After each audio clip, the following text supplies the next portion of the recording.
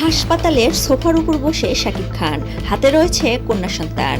হ্যাঁ ভিউয়ার্স, এমনই একটা ভিডিও ক্লিপ প্রকাশ হয়েছে। সেখানে দেখা যাচ্ছে নায়ক শাকিব খান তার কন্যা সন্তানকে কোলে নিয়ে খুনসুটি করছিলেন। এমনকি নায়িকা বুবলির একটা ছবি প্রকাশ হয়েছে, সেখানে দেখা যাচ্ছে অপলক দৃষ্টিতে কন্যা সন্তানের দিকে চেয়ে আছেন নায়িকা বুবলি। গণমাধ্যমে উঠে এসেছিল নায়িকা বুবলি কন্যা সন্তানের জন্মের পর নায়ক শাকিব খানকে যখন প্রথমবারের মতো ট্যাগ করলো, নায়ক শাকিব খান সেই ট্যাগ অ্যাকসেপ্ট করেনি। সেখানে অনেকেই মনে করছিল বরাবরের মতো বিগত যে দুটি পুত্র সন্তান শাকিব খানের জন্ম হয়েছে, যেমনভাবে মিডিয়াতে এসেছিল, হয়তোবা কন্যা সন্তানের বিষয়টা এমনভাবে মিডিয়াতে আসবে, কিন্তু না, একটু ভিন্ন চিত্র দেখা গেল।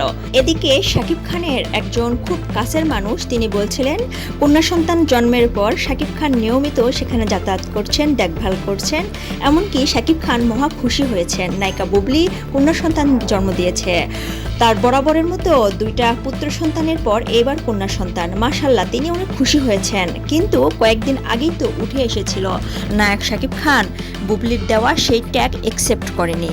এমনকি দেখা যায় শাকিব খান যখন রকস্টার সিনেমা মুক্তির প্রচারে তার ফেসবুক পেজে ব্যস্ত ছিল, ঠিক তখনই নায়িকা বুবলি যখন কন্যা সন্তানের জন্মের পর শাকিব খানকে ট্যাগ করলো, তারপর থেকে শাকিব খান কোনো ধরনের আর পোস্ট শেয়ার করে না।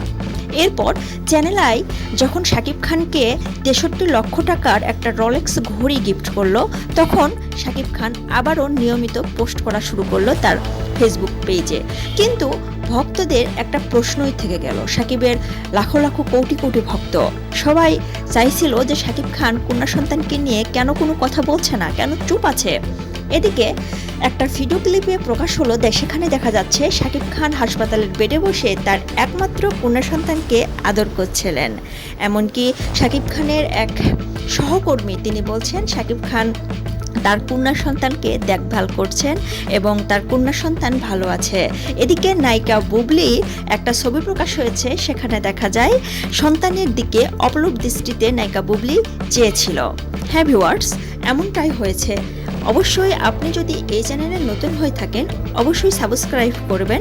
ধন্যবাদ সবাইকে নতুন নতুন আপডেট সবার আগে পাওয়ার জন্য।